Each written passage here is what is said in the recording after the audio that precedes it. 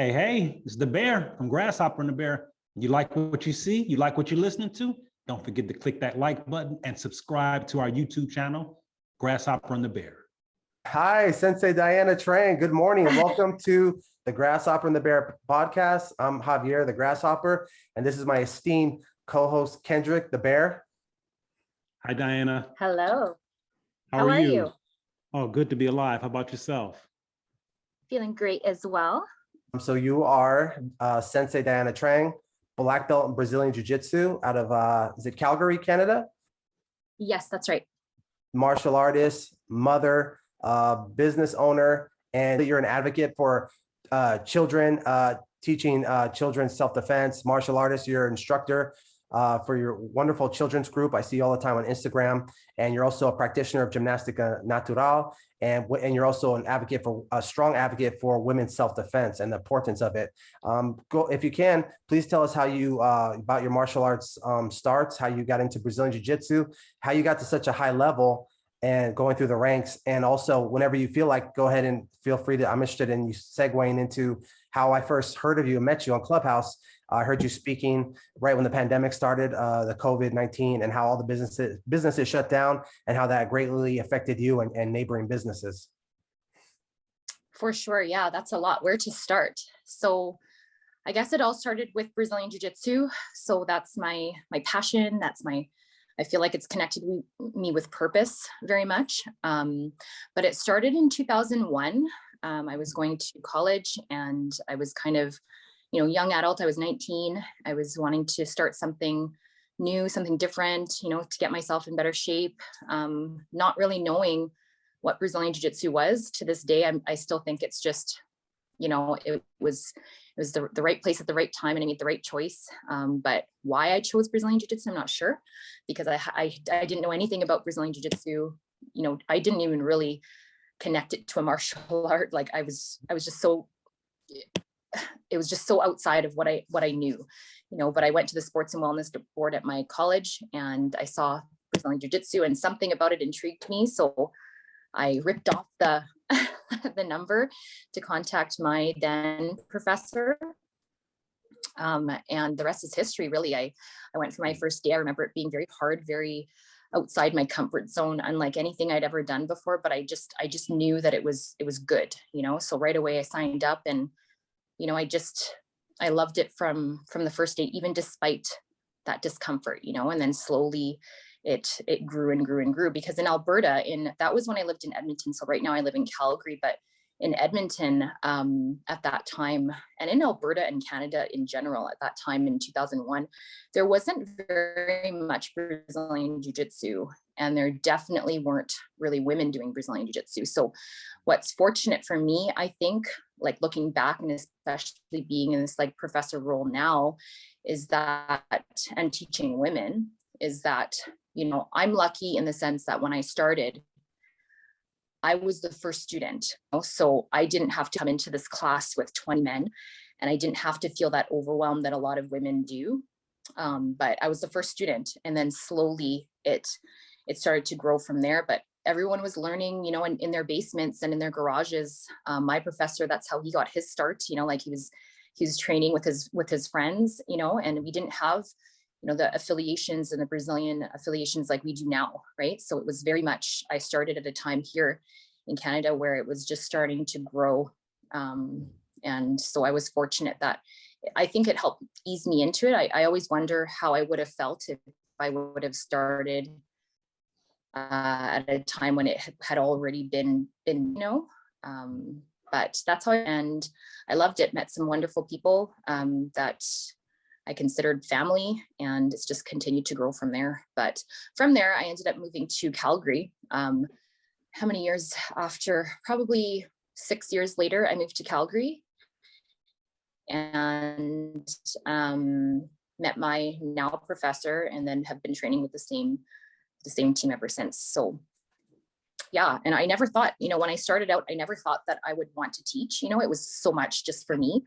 I never had my mind, even on belts, really, I was very much just like present with what it offered me and how happy it made me day to day and how it challenged me. But it wasn't until probably my purple belt, I started coaching actually when I was a purple belt. almost brown belt.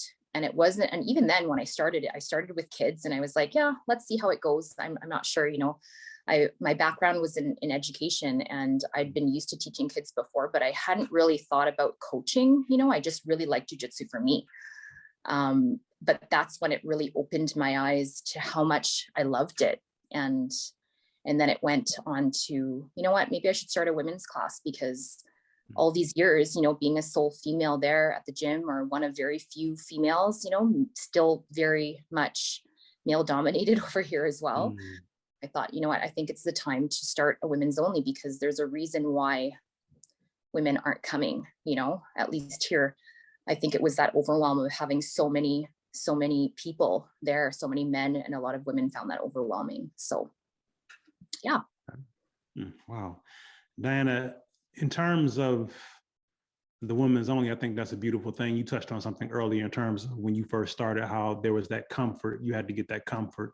What advice or encouragement would you give to women that are curious about Brazilian Jiu-Jitsu, that has that same concern that you had initially? What advice would you have for them, in addition to maybe suggesting that they take a woman's class? What other advice would you have to help them to work through that discomfort?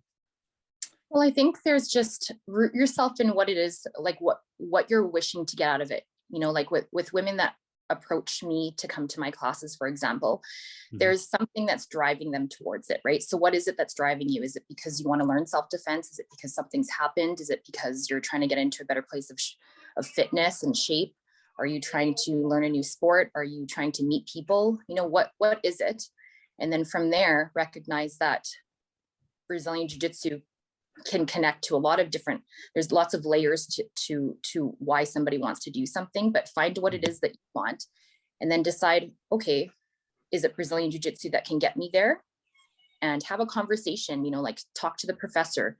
There's lots of different academies out there. I always think, it's great to go out there and just test the waters and see, one professor might not be the professor for you. Like one academy might not be the academy for you, but just go out there, put yourself out there, and don't be afraid of what the experience is. I think a lot of people get overwhelmed with just, oh, how am I going to feel? Who's going to be there? Are they going to be judging me? Whatever it is, whether you're there for sport, whether you're there for self-defense, just understand that everybody that comes in through the door has those same nerves or those same feelings, but the only way to overcome it is to show up. So just know that you're not the only one that's feeling that, or, continue to just ground yourself back to what it is that intrigued you in the first place. And then okay. That sounds good.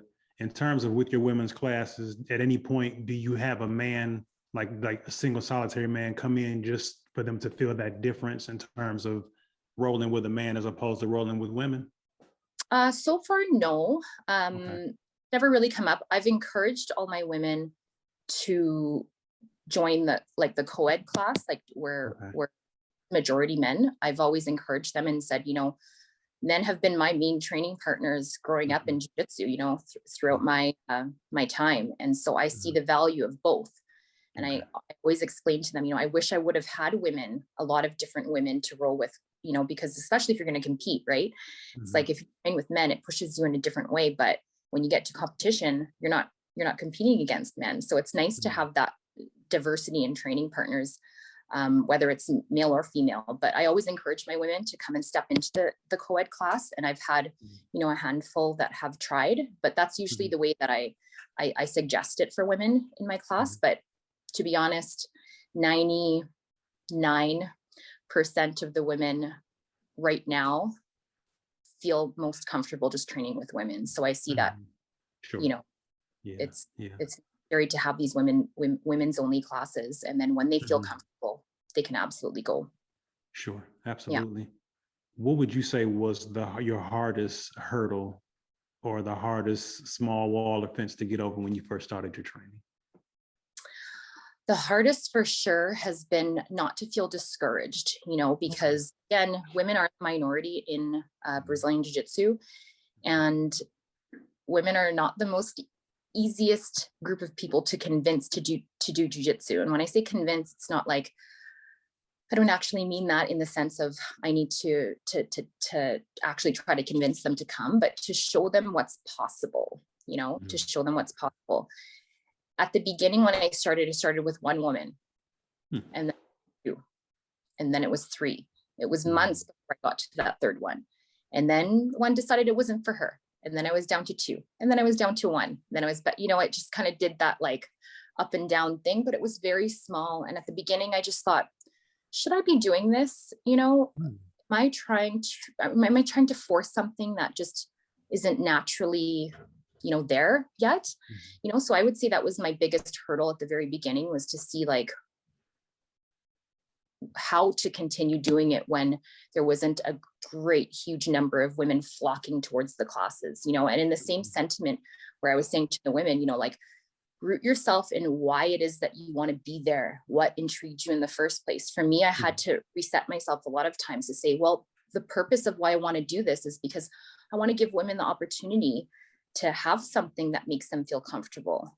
And I see the value for self-defense. I see what it's given me in just being a stronger individual, like mentally and physically. And so I myself had to, as on the other side of things, as the professor, having to remind myself that, you know what, it might be slow right now, but if you continue to build it, they'll come. And I very much have seen that through. Professor, I gotta ask, I really want to get into, you know, just jiu-jitsu as a martial art and as a self-defense. And I think it's one of the most effective martial arts, one of the most humane in ways of dealing with someone, because you can, if you're, you can strike someone, and some people can just take a lot more strikes than others. They could literally be full of blood, broken jaw, nose, and still be standing, whether it's a mugger or a competitor, and they can still be standing. But if you take them down, or you get them to the ground and apply submission, or even just hold them in, you know, mount north-south, or have their back, you can not hurt them, and they will wilt, you know, energy-wise. Well, absolutely, I agree, of course. I've dedicated half my life to it, so I definitely see, and that's why I'm so passionate about it for self-defense as well, because I've seen what it's like in the gym training with mainly men, and especially as the smallest to them. You know, there's never been a man that's been smaller than me, even if it is only 30 pounds or 35 pounds. You know, I've never had a man smaller than me inside of the gym on the mats. And so as throughout my journey, you know, at different times, obviously at the beginning when you're still learning things, right, is different than when you've dedicated some time. And I always try to share that with my women too. You know, it takes time. Like jiu-jitsu it's a long journey, right? And so you may not necessarily feel it right away. You have to dedicate yourself before you get to that point where you're like, okay, he's got 100 pounds on me, comes into the gym, no experience. Can I take him? Yes, I can. You know, maybe not right away, right? You have to learn those fundamentals first, but is it possible? Absolutely. I've seen it time and time and time again. And so that's why I agree that it's a great martial art, great self-defense for that. And you know, especially getting down to the ground, right? Because when things end on the ground, we see at a high level, I'm not saying that, you know, you shouldn't learn striking, or that you shouldn't learn Muay Thai, or you shouldn't cross train. I think the more you can do, obviously, the more well-rounded you'll be for all the different kinds of scenarios, right? Weapons, all that kind of thing. But it just takes so much time to dedicate into one martial art that, you know, you got to dedicate that time to what you think is going to be most advantageous for you at the start. And then you kind of move out from there, right? But you see that even high level boxers, for example, you know, that train this as their job, or fighters, right? They can't always dodge every single punch. So that's like a professional who's trying not to get hit. Can they still get hit? Yes, absolutely. Will they still get knocked out? Yes, absolutely. So you refer that to a person who's not a professional, that's training this as their hobby, you know, or as just a pastime, like 2-3 times a week, right? And it's like, can you completely avoid every punch to the ground, or every punch, right?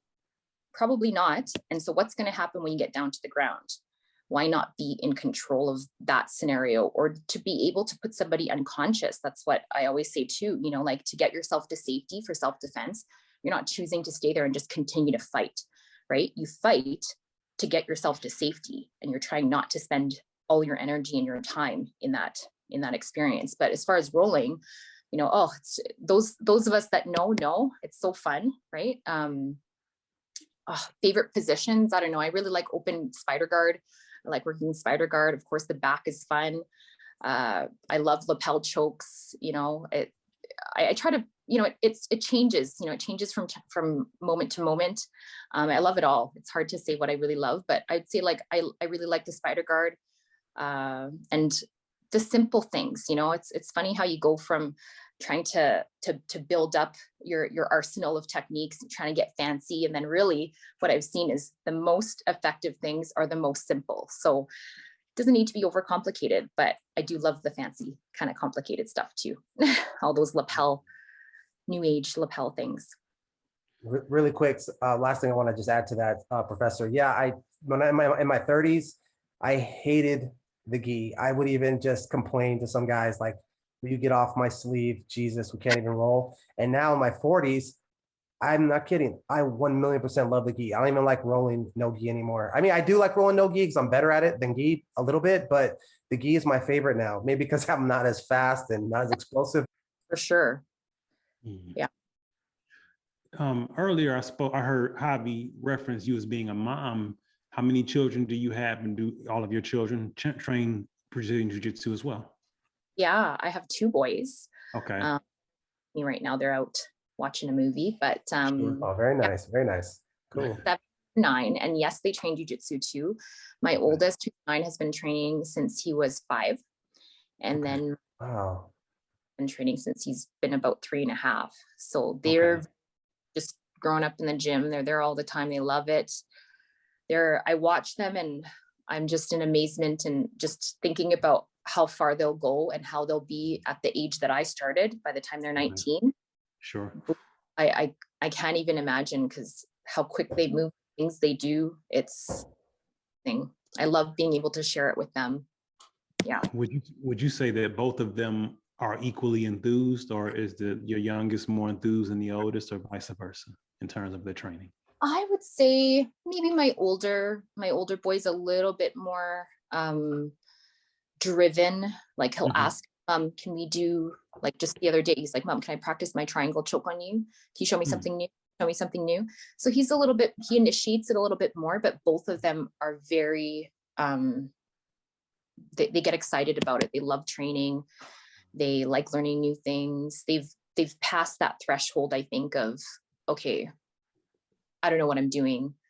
I don't know if I like this, because at the beginning I really had to encourage it. They were so young, right? They wanted to stay after school and play with their friends. They wanted to, you know, they wanted to do other things.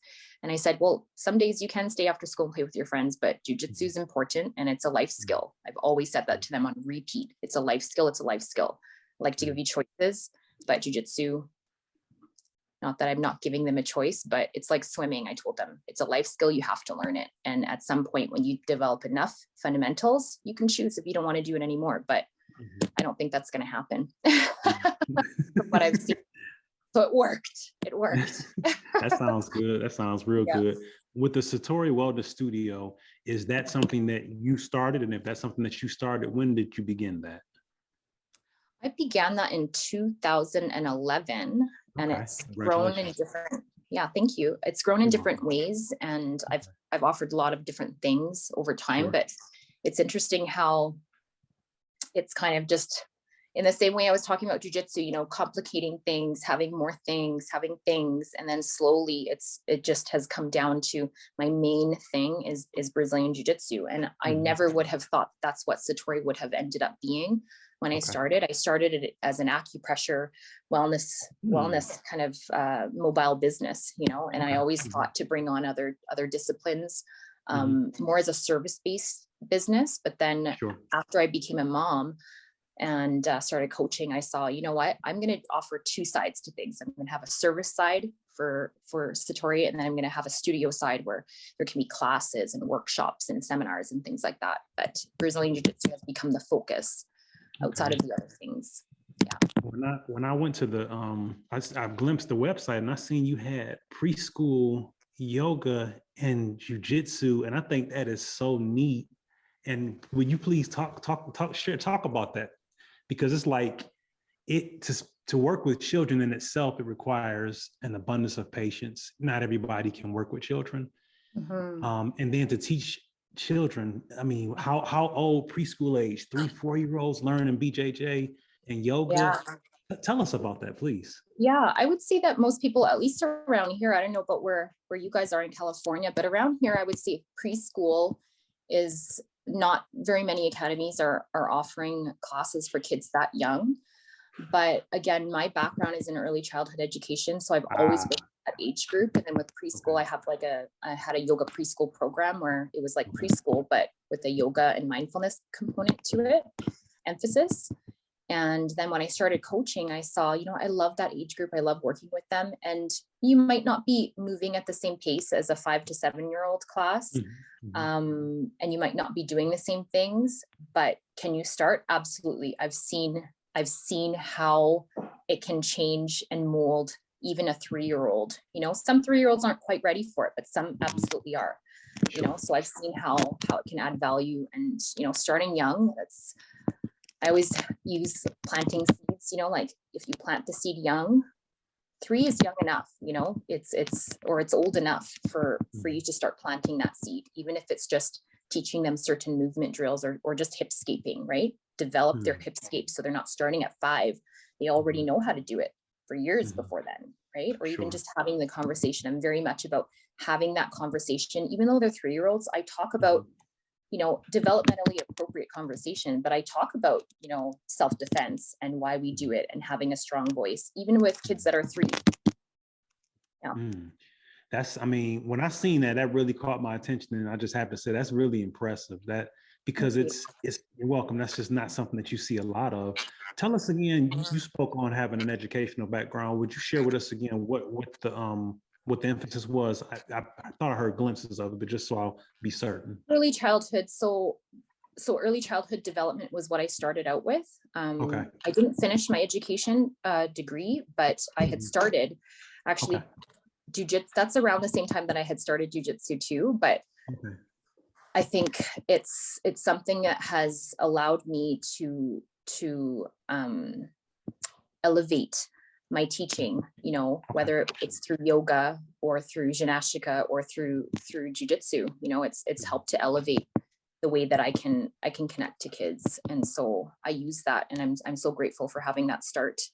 Because maybe I wouldn't have that focus, or not focus, but maybe I would not have offered it to kids as young as 3 if I didn't have that background.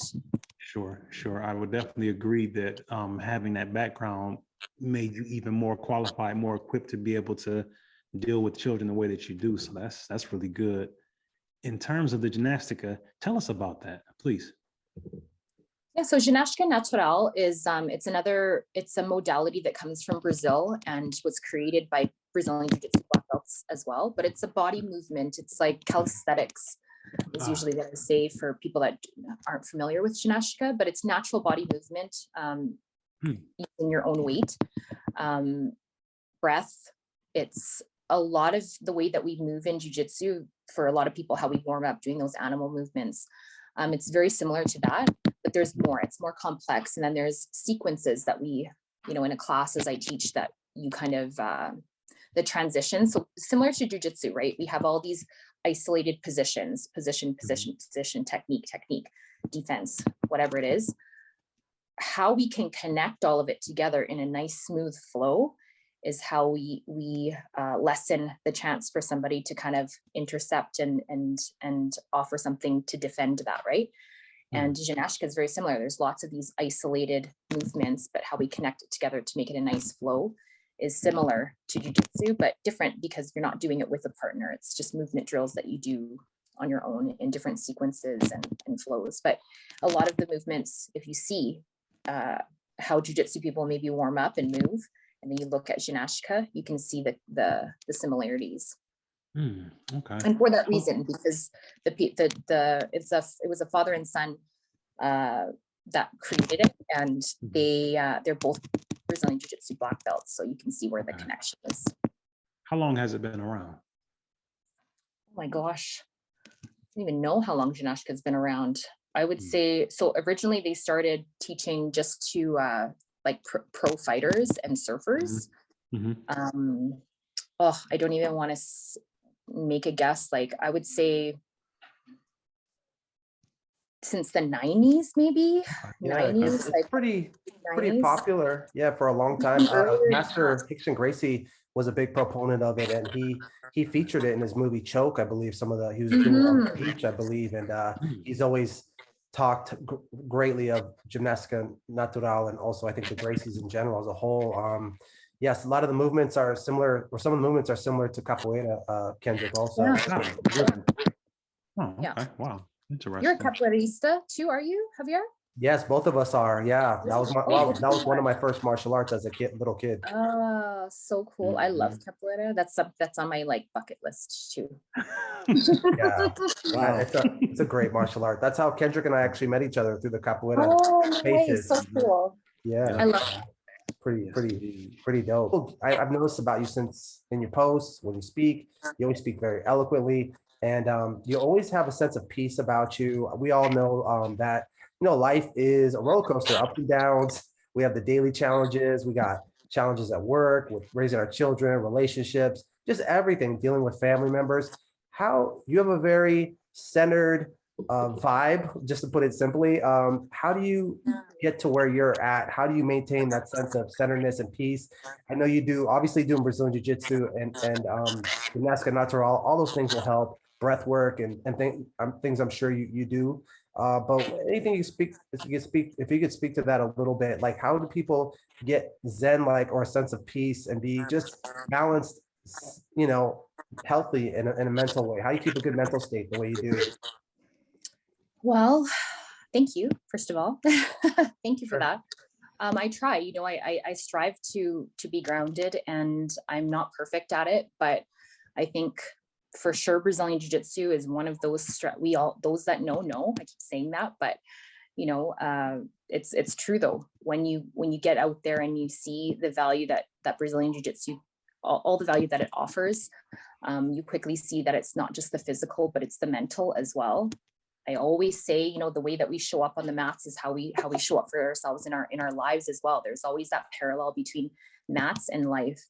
And so what I do on the mats, hard rolls, going when I'm tired, going when I'm sore, going when I'm hurt, going when I had a bad day.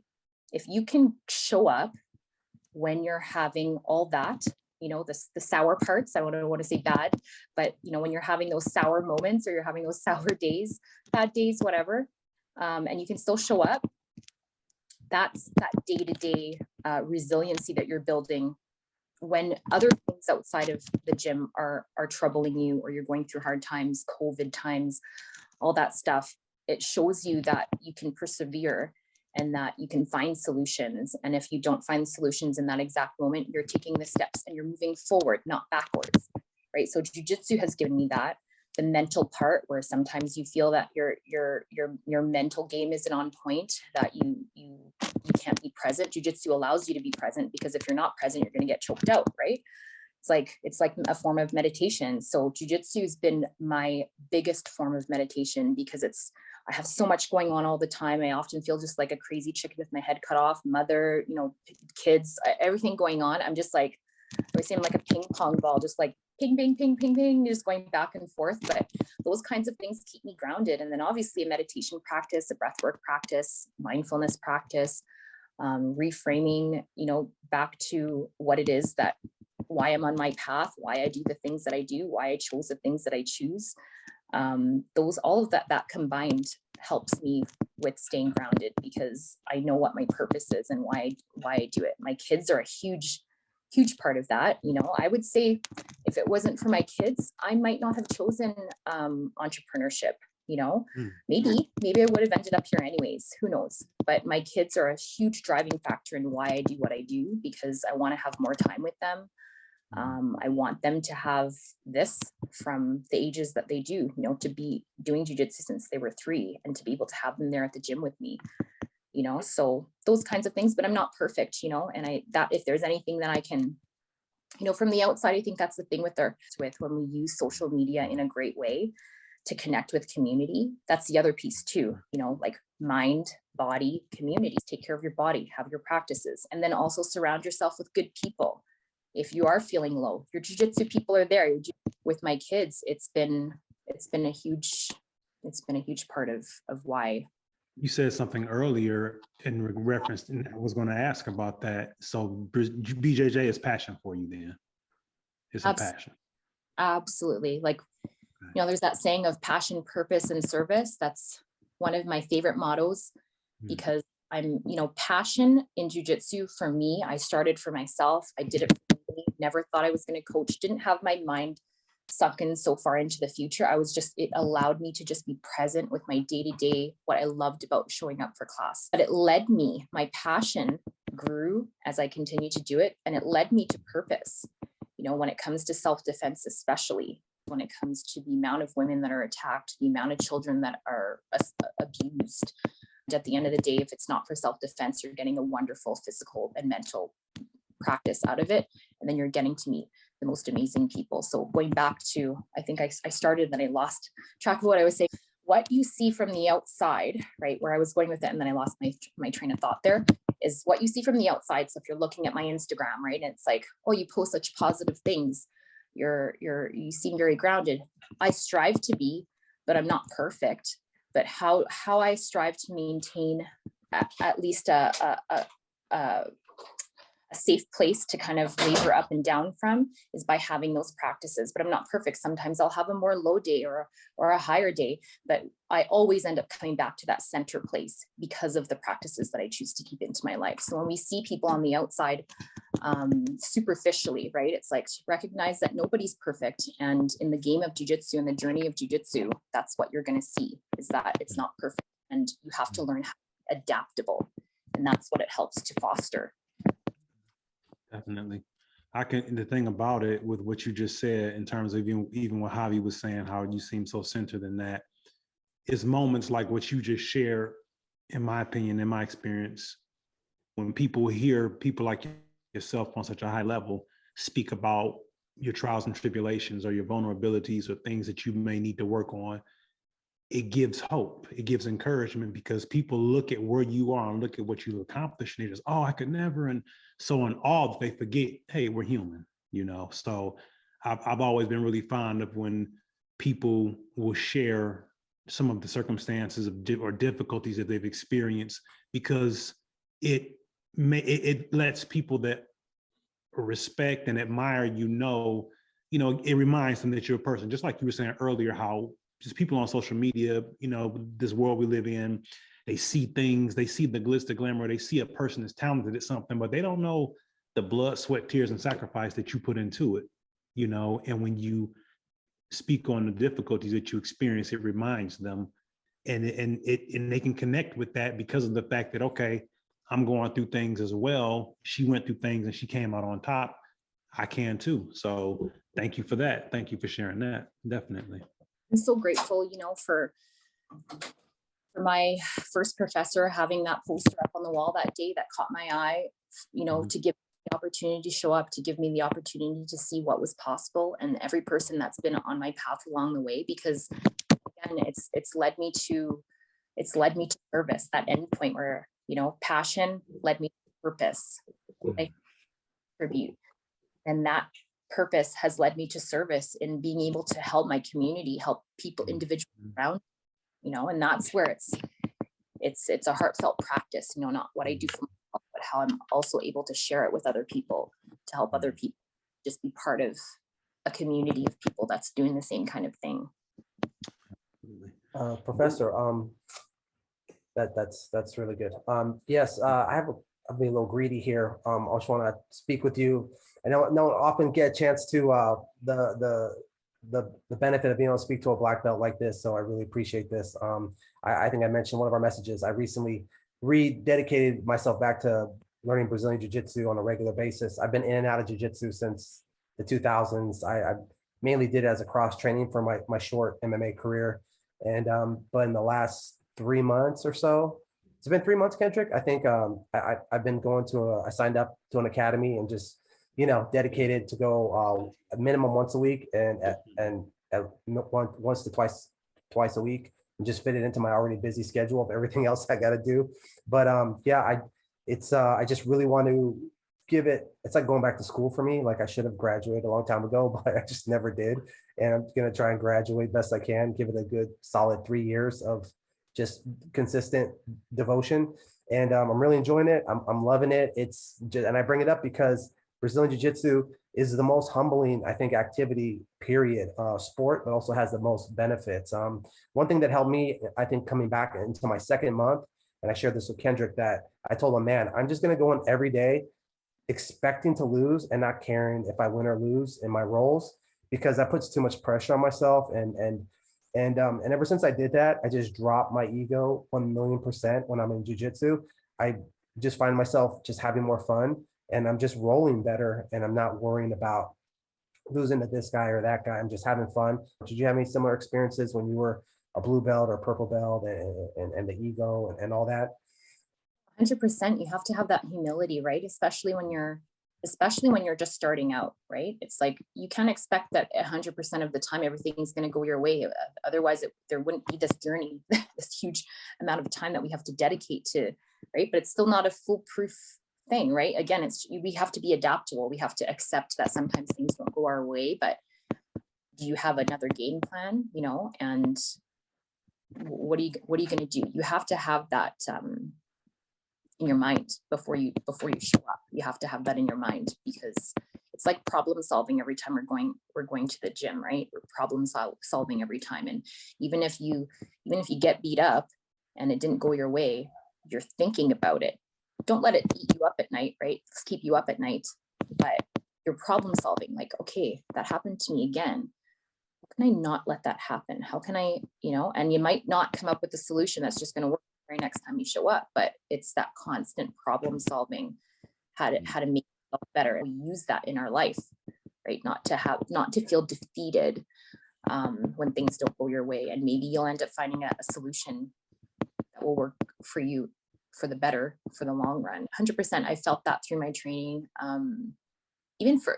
There's been times when, and I've shared this with my women now in a coaching role, where I teach a lot of beginners to new women that come in, and it's like starting to get to a place where, some people are a little bit more experienced beginner than a brand new person, right? And it's like that feeling of, okay, there's such diversity in training partners. There's such weight differences in training partners. And how do you feel comfortable with rolling with somebody that's so much bigger than you when you're still trying to attain that technique, that skill level, right?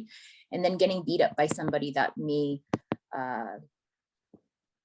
be less experienced than you, right? It takes time, takes humility, but it takes a constant, in a way, at it, where you want to show up and keep working on your game, but have kind of just checking your ego there, like we always say, right? Like you check your ego at the door, and being okay with it at the beginning until you can build up that technique, because it's not, especially at the beginning, easy at the beginning when you're just starting out and you're still learning all the techniques to be able to use it and leverage it against somebody that's bigger than you. But I remember points in time through my journey, very few times when I felt that somebody that was bigger than me might hurt me, actually. And this is like new people. It's interesting how, reflecting back on it, it was never people that really stuck, those few times within, I'd say, like 20 years. If I can only maybe think of a few times, maybe just 2 times in my life when I felt that my training partner wasn't a safe training partner, those people never ended up sticking. So maybe they didn't have the right mentality either, they didn't have the right mentality to stick with it, right? Where it was like, I should use 100% muscle. This is closer to when I was a white and a blue belt, because I've never experienced that beyond those times, but where I thought that I might get hurt. And what I did was I dialed it back. I recognized that, this person's going so hard because I'm giving them a hard time, but it took time for me to recognize that, like, they wouldn't be going so hard on me if I wasn't also going so hard, except there's a big difference between their size and my size. So in order for me to continue to, in a safe way, without making a stink about it, without making it a problem, without having to have the conversation, is I'm just going to dial it back. And at the beginning, I wouldn't say that it felt good to take it slower, but I recognized that's what I needed to do for me in order to not get hurt and to not make it a problem. Does that make sense? Like, That's Professor, that's my mentality. yeah, 99% of the time when I go to the new academy I'm in to train, is just to dial it back, because I'm a little older and I can't afford to get injured. I just can't afford it. If it happens, it happens, and I'll be totally fine with it, and I'll actually be okay with it, because it was doing something that I really love to do, which is martial arts. But yeah. yeah, I have to dial it back. And it's hard to sometimes, but I just have to, because I'm in that space where I'm just trying to learn, and I want to be safe. So yeah, I definitely see what you're saying. It's like that's like when you reach that level, it's like you reach a level of awareness, right? That why am I here? Am I here to get hurt? And it's going to be very few. Like in 20 years, if I can only name two times in my life when I thought, okay, I might get hurt, like, right? That's very few times in a large amount of time. So it's not going to happen very often. But if it does happen, to be able to train yourself mentally to a place of contentment, to say to yourself, not make it a problem. Hey, I think I might get hurt if I keep going at this pace. I need to dial it back. And then it's on me to control that situation. I'm not putting it on anybody else, right? Even if it is with the person, I'm putting it on myself to choose the outcome of this experience, this 6-minute round, right? And I think it's, again, goes back to the same thing, where there's that parallel into the attitude we create, that we foster inside of the gym on the mats, that we bring into our lives too. Okay. And Professor, Jiu-Jitsu as a martial art, again, I just got to reiterate, and Kendrick, we've talked about this a little bit too on our own. Such a powerful martial art for women and for men, for women especially.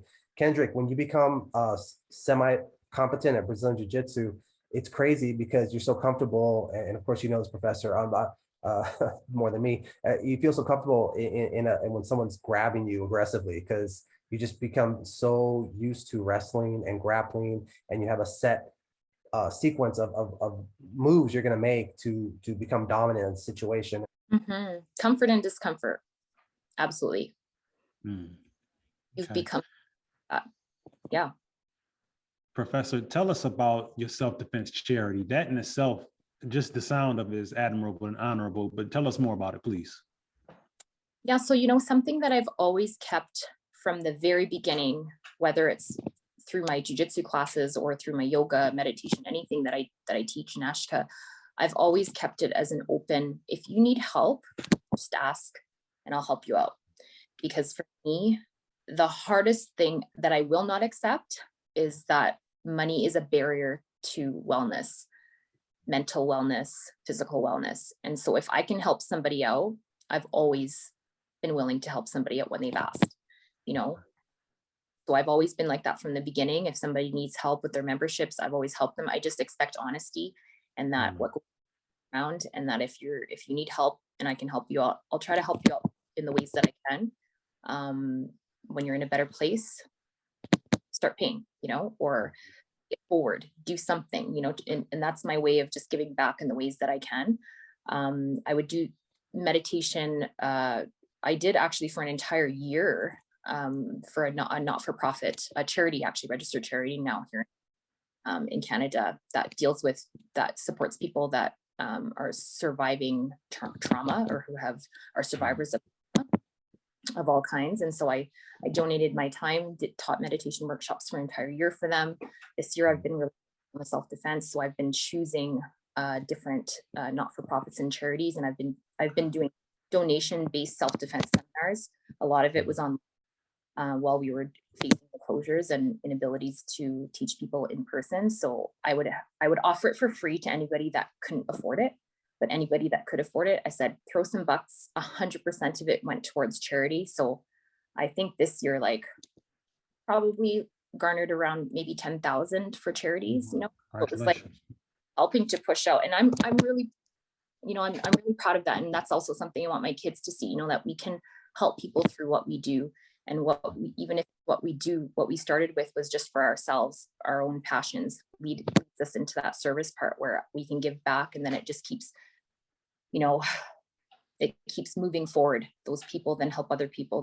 Those people end up helping others, and just continues from there. So that's something I'm really proud of, to be able to support those charities and their initiatives while also serving the same purpose that I've been trying to put out there, which is, you know, empowerment of people through Brazilian Jiu-Jitsu. You're such a good person, Professor. You're such a good person. That's so cool. Kudos to you. That's awesome. I'd love to hear that. Yeah, and the community piece, right? You know, like connecting with people from other places. It's been really just it's like jiu-jitsu where everything we can, I just feel like we can relate it when you're a martial artist. You can just relate it to what you move yourself through day to day when you show up on the mat, right? But it's like you choose something out of that humble place of that drive, why, and it just continues to not necessarily pay you monetarily, but it continues to pay you in ways that you couldn't even imagine, you know. And it's allowed me to connect with so many different people from like in other parts of the world, just through that desire to want to help, or your desire to want people to feel what you feel when you're on the mats. You know, it's like, it's allowed me to connect. Jiu-Jitsu has allowed me to make so many friends and to share so many initiatives from all over the world. And it blows my mind every day. Like this, you know, showing up on Clubhouse. One of my martial arts friends, who I also met randomly because of Brazilian Jiu-Jitsu, right? It's one of my brothers. Like, I would not have known him if it wasn't for Brazilian Jiu-Jitsu. If I had not known him, he suggested me to go check out this Clubhouse. It's like a cool app where you can like have these really great conversations. I went on there, talk to you, right? That's how we're connected. And it's like, it just continues to go from there. Snowballs for the rest of our lives. Yeah. Right. Yeah, that's amazing. Yeah, I love that. I love that. I've met quite a few people. Eric Watson Kendrick, I met on Clubhouse. I told you he was on our podcast as well. He's the police officer in Brazilian Jiu-Jitsu purple belt. And yeah, it's a social media can be a blessing. That's Absolutely. for sure. We're not going to keep you too much longer, Professor. We appreciate your time all you've given us so far. I want to ask like one. Can you get one more question for me? What can you give us some of your secret, amazing 1 or 2 tips that you have for teaching children so well the way you do? I know a lot of trainers that train kids, boxing instructors, kickboxing instructors. Any good tips because you seem to really connect with them, and it seems like you connect with them and talk about not just techniques but also and drills, but you just make it fun and you really get in their heads. Like how do you do it? Well, give us 1 or 2 tips, please.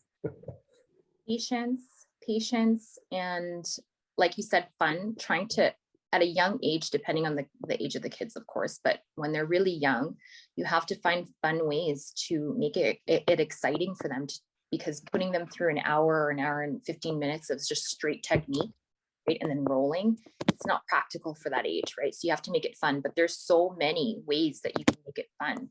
You know, like I have a base game with my preschoolers where they practice their base, but it's like, it's a game, right? But it's if I name it as a game, they think that it's fun. Can we play the base game, Professor Diana? But really it's technique, but we've made it in a fun way. But also being flexible. Again, that's been like kind of like a theme, that adaptability piece, is being adaptable as a coach too, and see that sometimes kids, you can't have every class the same. Like maybe the structure of the class is the same, but sometimes when kids need it, just like adults really, you know, sometimes when you need a little bit more extra love in a certain area. You know, if I feel that they're wild, we might do more wild things that day. Other times it's like they need to just connect with each other. I feel off their vibe and see like, okay, they really want to talk. They really want to have a more like intimate session in that sense. And we'll have a discussion day where we'll talk about, well, what's self-defense? What's something that how do you feel in this or that? You know, so it's not just, there's so much value to be taken, not just in the physical practice, but in the ways that we can connect through talking through a technique, or talking about our feelings through a technique, or talking about situations that can arise. Or I often, even in my teen classes, I'll ask some days where, okay, we're going to have a self-defense day, in the sense of, has anything ever come up for you? Has anything ever happened to you? Do you feel comfortable sharing? And then we'll have a day, and there's always at least 1 or 2 kids in each class that will share something that happened to them at school, or share a certain situation that they witnessed. Recently, I had a teen who witnessed one of her friends get jumped by 10 people at school and kicked, and just, you know, it breaks my heart to hear these kinds of things, but then it's, again, going back to, okay, what's the solution going to be? Where's the accountability piece? Obviously figuring out what, if that person's okay, can we, you know, make those people accountable, but how can we prevent these future situations through the technique? So then for the last 2 weeks, I've been drilling out situations connected to exactly how that went down and how we can avoid that should it happen to us, because this kid was like super concerned, right? So I'll have days like that where we just talk a little bit more. We might spend 20 minutes talking, but kids need that sometimes. They need to talk things out, or be given an opportunity to share, right? And if I'm just straight technique all the time, I lose out on those opportunities. We'll lose out on those opportunities as coaches, as teachers in this role, to be able to connect or listen or hear what's going on out there, right? So that's my advice. Something that I do a lot in my classes is I use those opportunities when I feed off of the energy of the kids to see, okay, they need to talk a little bit more today. They need to share a little bit more today. Today is like straight pohada. We just got to go hard and train for the whole class, you know? So it's that balance of just moving with the flow of life and what energies around us. It reminds me a little bit of that's so important. Reminds me a little bit those stories and the story of the student getting jumped in school, of the bully proof program that Henner and Hiram Gracie do on YouTube. They receive videos of kids getting jumped in school and that weren't able to defend themselves, and they track them down and they interview them, and then they offer them a free Brazilian Jiu-Jitsu membership to teach them the basics. And it's pretty it's pretty inspiring, and such a, and the way you're describing how you try to connect with them on another level or plane, on the importance of self-defense and those scenarios, and just talking about like, where do you feel uncomfortable, or at school, or where are you comfortable, or what if someone does this? That's really, really important than just technique all the time. Yeah. Exactly. That's what I've seen has worked for me. So. Professor, give our viewers some words of wisdom. However, wherever they may come from and however you feel as though they can be applied. Share that with us, please. I don't know, just to wrap up kind of just the sentiment that has been kind of carried throughout our conversation here, is just show up, you know, show up for yourself, show up for people, you know, do good things, do the right thing. Whether you're a person that wants to get into martial arts, whether you're trying to be a better coach, whether you're seeing a problem out in your community, you want to make it better, you know, show up, put in the work. Your energy, your good positive energy that you're putting into whatever project, whatever it is that you're trying to do, it will work out for your benefit in some way, shape, or form if you just put that good energy out there. And so if it's as a coach, if it's as a new person entering a gym because you want to learn another martial art for whatever reason, just show up, do good things, and the rest will follow. It will follow. You might not notice it right away, but it will pay you in ways that you could not imagine. Definitely. Tell us how, or tell us and tell our viewers how they can get in contact with you if they have questions, your social media, all your contact information to reach out if they have the desire. Yeah, I'm pretty active on my Instagram, but through there you can connect to my website. You can connect to me through my website. I'm on Facebook too. Those are pretty much my main social media, is like Instagram and Facebook, but through my website, satoriwellnessstudio.com. And my Instagram actually is just under my name. So it's just Diana Trang and then underscore, because I have a personal and then a more business focused one, but it's just Diana Trang underscore is my Instagram. Yeah. Well, Professor Diana Trang, it has been an honor, a privilege, and a pleasure talking with you. Thank you so much for taking the time to give us a glimpse into your career and your ups and your downs, and giving us the opportunity to share this with our viewers as well. We really appreciate you. It's been an honor and a pleasure meeting. Thank you, Professor.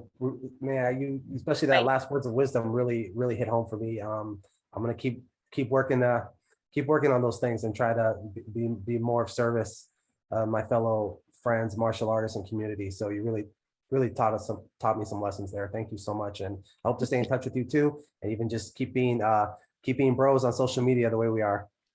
I love it. I love it. Stay connected. Thank you for having me. Thank you for inviting me. I love the conversation.